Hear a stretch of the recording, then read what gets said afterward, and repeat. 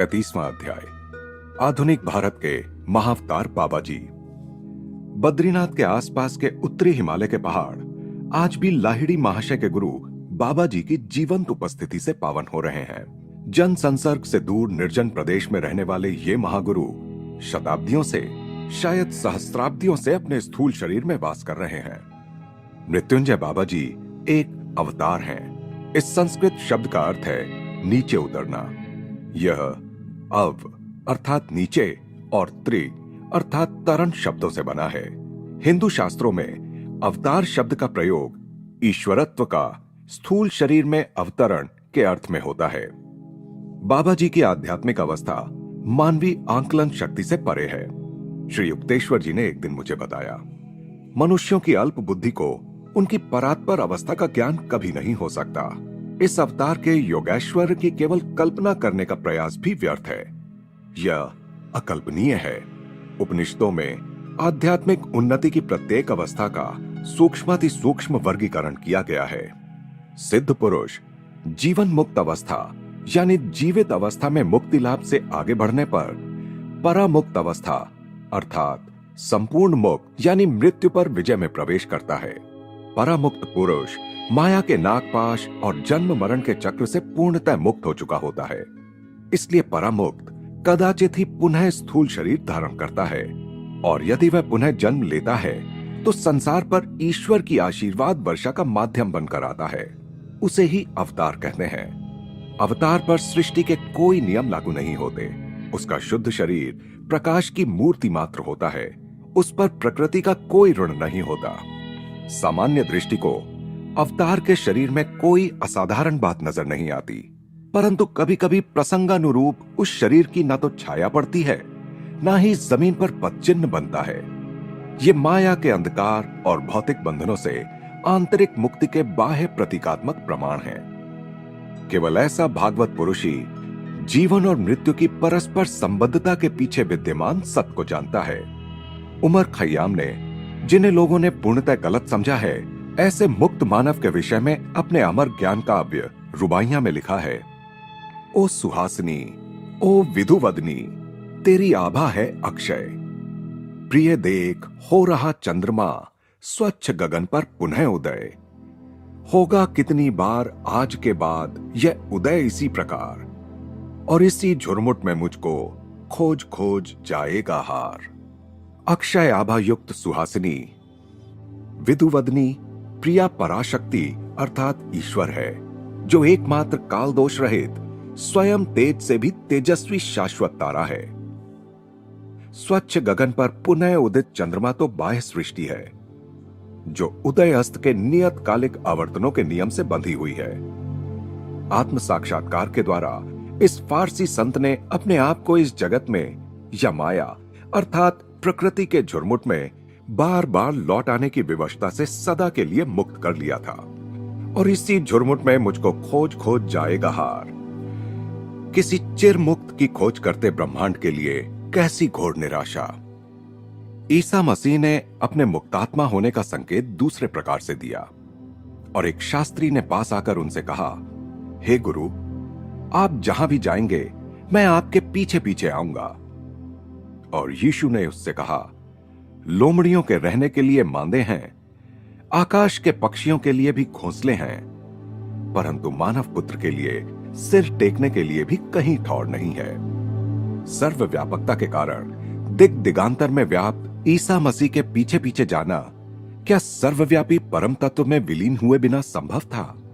प्राचीन भारत में कृष्ण, राम, बुद्ध तथा पतंजलि जैसे अवतार हुए। दक्षिण भारत के एक अवतार अगस्त्य पर विपुल काव्य साहित्य की रचना हुई है। उन्होंने ईसा के पूर्व और ईसा के बाद की अनेक शताब्दियों में अनेक चमत्कार किए हैं, और उनके विषय में यह मान्यता है कि वे आज भी सशरीर इस संसार में विद्यमान हैं। भारत में बाबा जी का कार्य रहा है, जिन विशेष कार्यों के लिए अवतार इस जगत में आते हैं, उन कार्यों की पूर्ति में उनकी सहायता करना। इस प्रकार शास्त्रीय वर्गीकरण के अनुसार वे एक महावतार हैं। उन्होंने स्वयं बताया है कि संन्यास आश्रम के पुनः संगठक एवं अद्वितीय तत्वज्ञानी जगतगुरु आदि शंकराचार्य तथा सुप्रसिद्ध मध्ययुगीन संत कबीर को उन्होंने योग दीक्षा दी थी। 19वीं शताब्दी के उनके मुख्य शिष्य, जैसा कि हम जानते हैं, लाहिड़ी महाशय थे, जिन्होंने लुप्त क्रिया योग विद्या का पुनरुद्धार किया। बाबा जी सदा ईसा मसीह के संपर्क में रहते हैं। वे दोनों मिलकर जगत के उद्धार के स्पंदन भेजते रहते हैं और इस युग के लिए मोक्ष प्रदायिनी आध्यात्मिक विधि भी उन्होंने तैयार की है। एक शरीर में रहने वाले और दूसरे शरीर के बिना रहने वाले, इन दो पूर्ण ज्ञानी महागुरुओं का कार्य है राष्ट्रों को युद्ध, वंश विद्वेष, धार्मिक भेदभाव तथा भौतिकवाद की पलटकर आघात करने वाली बुराइयों को त्यागने के लिए प्रेरित करना। बाबा जी आधुनिक युग की प्रवृत्तियों से, विशेषतः पाश्चात्य संस्कृति के प्रभाव और उसकी जटिलताओं से पूर्णतः अवगत हैं और पूर्व तथा पश्चिम दोनों में समान रूप से योग के आत्मोद्धारक ज्ञान का प्रसार करने की आवश्यकता का उन्हें भान है। इसमें कोई आश्चर्य नहीं कि इतिहास में बाबा जी का कहीं कोई उल्लेख नहीं है। किसी भी शताब्दी में बाबा जी कभी जन साधारण के सामने प्रकट नहीं हुए। उनके युग युगांतर की योजनाओं में गलत अर्थ लगाने वाली प्रसिद्धि की चकाचौंध के लिए कोई स्थान नहीं है। सृष्टि में एकमात्र शक्ति होते हुए भी चुपचाप अपना काम करते रहने वाले सृष्टा की तरह ही बाबा जी भी विनम्र गुमनामी में अपना कार्य करते रहते हैं। कृष्ण और क्राइस्ट के समान महान अवतार इस धरातल पर किसी विशिष्ट और असाधारण परिणामदर्शी उद्देश्य के लिए अवतरित होते हैं और वह उद्देश्य पूरा होते ही वापस चले जाते हैं। बाबा जी जैसे अन्य अवतार इतिहास की किसी प्रमुख घटना से संबंधित कार्य को नहीं, बल्कि युग युगों में धीरे धीरे होने वाले मानव जाति के क्रम विकास से संबंधित कार्य को अपने हाथ में लेते हैं। ऐसे अवतार सदा ही जन साधारण की स्थूल दृष्टि से ओझल रहते हैं और वे जब चाहें अपनी इच्छानुसार अदृश्य होने की सामर्थ्य रखते हैं। इन कारणों से तथा साधारणतया वे अपने शिष्यों को अपने विषय में गुप्तता रखने का आदेश देते हैं। इसलिए अनेक अनेक विराट आध्यात्मिक महापुरुष संसार के लिए अज्ञात ही बने रहते हैं। मैं इस पुस्तक में बाबा जी के जीवन की एक हल्की सी झलक मात्र दिखा रहा हूं। केवल कुछ ऐसे तथ्यों का ही उल्लेख कर रहा हूं जिन्हें वे सार्वजनिक करने योग्य तथा सहायक मानते हैं। बाबा जी के परिवार या जन्म स्थान के विषय में कभी किसी को कुछ पता नहीं चल पाया। इस मामले में इतिहास लेखकों को निराश ही होना पड़ेगा। साधारणतया वे हिंदी में बोलते हैं, परंतु किसी भी भाषा में आसानी से बोल लेते हैं। उन्होंने बाबा जी का सीधा साधा नाम ले लिया है। लाहिड़ी महाशय के शिष्यों ने उन्हें श्रद्धा से जो अन्य नाम दिए हैं वे हैं महामुनि बाबा जी महाराज, महायोगी तथा त्रयंबक बाबा या शिव बाबा। एक पूर्ण मुक्त सिद्ध पुरुष का कुल गोत्र क्या कोई महत्व रखता है? लाहिड़ी महाशय कहा करते थे, जब भी कोई श्रद्धा के साथ बाबा जी का नाम लेता है उसे तत्क्षण आध्यात्मिक आशीर्वाद प्राप्त होता है। अमर बाबा जी के शरीर पर आयु का कोई लक्षण दृष्टिगोचर नहीं होता। वे अधिक से अधिक 25 वर्ष के युवक दिखते हैं।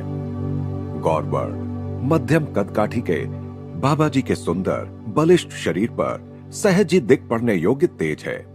नेत्र काले, शांत और दयार्द्र हैं। उनके लंबे चमकीले केश ताम्रवर्ण के हैं। कभी कभी बाबा जी का चेहरा लाहिड़ी महाशय के चेहरे से मिलता जुलता दिखाई देता है। कभी कभी तो दोनों में इतनी स्पष्ट समरूपता दिखाई देती थी कि उत्तरवर्ती आयु में लाहिड़ी महाशय को कोई भी युवा दिखते बाबा जी के पिता समझ लेता। मेरे संतवत संस्कृत शिक्षक स्वामी केवलानंद जी ने हिमालय में बाबा जी के साथ कुछ समय बिताया था। उन्होंने मुझे एक दिन बताया, अद्वितीय महागुरु अपने शिष्यों के साथ पर्वतों में एक स्थान से दूसरे स्थान भ्रमण करते रहते हैं। उनकी छोटी सी शिष्य मंडली में 2 अत्यंत उन्नत अमेरिकी शिष्य भी हैं। किसी स्थान पर कुछ समय बिताने के बाद बाबा जी कहते हैं, डेरा डंडा उठाओ। वे अपने पास एक डंडा रखते हैं। उनका यह आदेश अपनी मंडली के साथ तत्क्षण किसी दूसरे स्थान पर पहुंचने का संकेत होता है। वे हमेशा ही एक स्थान से अदृश्य होकर दूसरे स्थान पर प्रकट होने की इस पद्धति का उपयोग नहीं करते। कभी कभी वे एक शिखर से दूसरे शिखर पर पैदल भी जाते हैं। जब बाबा जी की इच्छा होती है तभी उन्हें कोई देख या पहचान पाता है। उन्होंने विभिन्न भक्तों को किंचित से परिवर्तन के साथ भिन्न भिन्न रूपों में दर्शन दिया है। कभी दाढ़ी मूछ के साथ तो कभी दाढ़ी मूछ के बिना। उनकी अक्षय देह के लिए किसी आहार की आवश्यकता नहीं पड़ती, इसलिए कदाचित ही कभी वे कुछ खाते हैं। हाँ, शिष्यों को जब वे दर्शन देते हैं तब लौकिक शिष्टाचार के रूप में कभी कभी फल या चावल की खीर स्वीकार कर लेते हैं। केवलानंद जी बताते गए, बाबा जी के जीवन की 2 विस्मयकारी घटनाएं मुझे ज्ञात हैं। एक रात उनके शिष्य वैदिक होम के लिए जल रही विशाल अग्नि ज्वालाओं को घेर कर बैठे थे। अचानक महागुरु ने एक जलती लकड़ी उठा ली और अग्नि के पास ही बैठे एक शिष्य के नंगे कंधे पर उससे हल्का सा प्रहार किया। यह तो क्रूरता है गुरुदेव। वहां उपस्थित लाहिड़ी महाशय ने अपना विरोध प्रकट किया। अपने गतकर्मों के फलस्वरूप तुम्हारी आंखों के सामने वह पूरा जलकर राख हो जाता तो क्या वह तुम्हें अच्छा लगता? इन शब्दों के साथ ही बाबा जी ने शिष्य के आहत कंधे पर अपना आरोग्यप्रद वरद हस्त रखा और कहा, आज रात मैंने तुम्हें पीड़ादायक मृत्यु के हाथों से मुक्त कर दिया है। अग्निदाह की किंचित सी पीड़ा अनुभव करने से तुम्हारा कर्म भोग मिट गया है। एक अन्य अवसर पर एक अपरिचित व्यक्ति के आगमन से बाबा जी की पवित्र टोली की शांति थोड़ी सी भंग हो गई। वह व्यक्ति गुरु के डेरे के निकट ही स्थित एक दुर्लंघ्य पर्वत शिखर पर विस्मयकारी निपुणता के साथ चढ़ आया था। महाराज, अवश्य आप ही महान बाबा जी हैं। उस आदमी का चेहरा अवर्णनीय श्रद्धा और आदर से दमक रहा था। इन दुर्गम पर्वतों में मैं महीनों से आपकी तलाश में भटक रहा हूं। आपसे इतनी ही प्रार्थना है कि आप मुझे शिष्य रूप में स्वीकार करें। जब महागुरु ने उसकी ओर कोई ध्यान नहीं दिया तो उस आदमी ने पर्वत शिखर के नीचे पत्थरों से भरी गहरी खाई की ओर हाथ दिखाकर कहा, आप यदि मुझे स्वीकार नहीं करेंगे तो मैं इस पर्वत से कूद पड़ूंगा। ईश्वर तक पहुंचने के लिए यदि मैं आपका मार्गदर्शन नहीं पा सकता तो मेरे जीवित रहने का कोई अर्थ नहीं है। तो कूद पड़ो, बाबा जी ने निर्विकार रहते हुए कहा। उन्नति की तुम्हारी वर्तमान अवस्था में मैं तुम्हें स्वीकार नहीं कर सकता। उस मनुष्य ने तुरंत अपने आप को नीचे झोंक दिया। स्तब्ध हुए शिष्यों को बाबा जी ने उसके शरीर को उठा लाने का आदेश दिया। जब शिष्यों ने वह क्षत विक्षत शव लाकर उनके सामने रख दिया तो बाबा जी ने उस पर अपना हाथ रखा। परम आश्चर्य! उस आदमी ने आंखें खोली और सर्वशक्तिमान गुरु के चरणों में साष्टांग लौट गया। अब तुम शिष्य बनने के अधिकारी हो गए हो। पुनरुज्जीवित चेले की ओर देखकर अत्यंत स्नेह से मुस्कुराते हुए बाबा जी ने कहा, तुमने साहस के साथ इस कठिन परीक्षा में सफलता प्राप्त की है। अब मृत्यु कभी तुम्हारा स्पर्श नहीं करेगी। अब तुम हमारी अमर मंडली में शामिल हो गए हो। फिर उन्होंने सदा की तरह प्रस्थान का आदेश दिया। डेरा डंडा उठाओ। पूरा दल तत्क्षण उस पर्वत से अदृश्य हो गया। अवतारी पुरुष सर्वव्यापी ब्रह्म चैतन्य में निवास करता है। उसके लिए देश और काल का कोई अस्तित्व नहीं होता। इसलिए बाबा जी ने अपने स्थूल शरीर को जो शताब्दी दर शताब्दी बनाए रखा है, उसका केवल एक ही कारण है, मानव जाति को उसकी अपनी संभावनाओं का ठोस उदाहरण प्रस्तुत करने की इच्छा। मनुष्य पर यदि रक्त मांस के शरीर में ईश्वरत्व की झलक दिखाने की कृपा कभी ना की जाए तो वह हमेशा माया के इसी भारी भ्रम में रहेगा कि वह अपनी मरणाधीनता पर कभी विजय नहीं पा सकता। ईसा मसीह को शुरू से ही अपने जीवन में होने वाली घटनाओं का पूर्ण ज्ञान था। उन अनुभवों से वे गुजरे अपने लिए नहीं, कर्मों की किसी विवशता के कारण भी नहीं, बल्कि केवल उन घटनाओं का मनन करके सीखने वाली मानव जाति के उत्थान के लिए। उनके 4 शिष्यों मैथ्यू, मार्क, ल्यूक तथा जॉन ने उनकी अवर्णनीय लीला को भावी पीढ़ियों के लाभ के लिए लिख कर रखा। बाबा जी के लिए भी भूत, वर्तमान, भविष्य आदि समय की परस्पर संबंधित अवस्थाओं का अस्तित्व नहीं है। प्रारंभ से ही उन्हें अपने जीवन की सभी अवस्थाओं का पूर्ण ज्ञान है। मनुष्यों की सीमित बुद्धि को ध्यान में रखकर ही उन्होंने अपने दिव्य जीवन की अनेक लीलाएं एक या अधिक लोगों की उपस्थिति में ही करने का ध्यान रखा। इसी कारण जब बाबा जी ने शरीर की अमरता की संभावना को प्रकट करने का समय उपयुक्त समझा, तब लाहिड़ी महाशय के एक शिष्य उस प्रसंग पर उपस्थित थे। उन्होंने स्पष्ट शब्दों में राम गोपाल मजूमदार के सामने यह वचन दिया ताकि अन्य जिज्ञासुओं को प्रेरणा देने के लिए यह बात बाद में सर्वविदित हो जाए। सिद्धजन केवल मानव जाति की भलाई के लिए ही अपने वचन बोलते हैं और सहज स्वाभाविक प्रतीत होने वाले घटनाक्रम में सम्मिलित होते हैं। जैसा कि ईसा मसीह ने कहा था, हे परमपिता, मैं जानता था कि आप सदा ही मेरी बात को सुनते हैं, परंतु मेरे आसपास जो लोग खड़े हैं उनकी खातिर मैंने वैसा कहा, ताकि उन्हें विश्वास हो कि आपने ही मुझे भेजा है। जब मैं रणबासपुर में विनिद्र संत राम गोपाल के पास गया था, तब उन्होंने बाबा जी के साथ अपनी पहली भेंट की विस्मयजनक कहानी मुझे बताई थी। उन्होंने बताया था, मैं कभी कभी अपनी एकांत गुफा से बाहर निकलकर काशी में लाहिड़ी महाशय के चरण कमलों में जा बैठता था। एक दिन मध्यरात्रि को जब मैं उनके घर में उनके शिष्यों के बीच बैठकर चुपचाप ध्यान कर रहा था, तब गुरुदेव ने अचानक मुझे एक चकित कर देने वाला आदेश दिया। उन्होंने कहा, रामगोपाल, तुरंत इसी क्षण दशाश्वमेध घाट पर चले जाओ। मैं तुरंत उस निर्जन घाट पर पहुंच गया। चंद्रमा के प्रकाश और तारों की जगमगाहट से रात उजली थी। थोड़ी देर ही मैं वहां चुपचाप धीरज के साथ बैठा था कि मेरा ध्यान अपने पैरों के पास स्थित एक विशाल शिला की ओर आकृष्ट हुआ। वह शिला धीरे धीरे ऊपर उठ रही थी और उसके नीचे एक भूमिगत गुफा दिखाई देने लगी।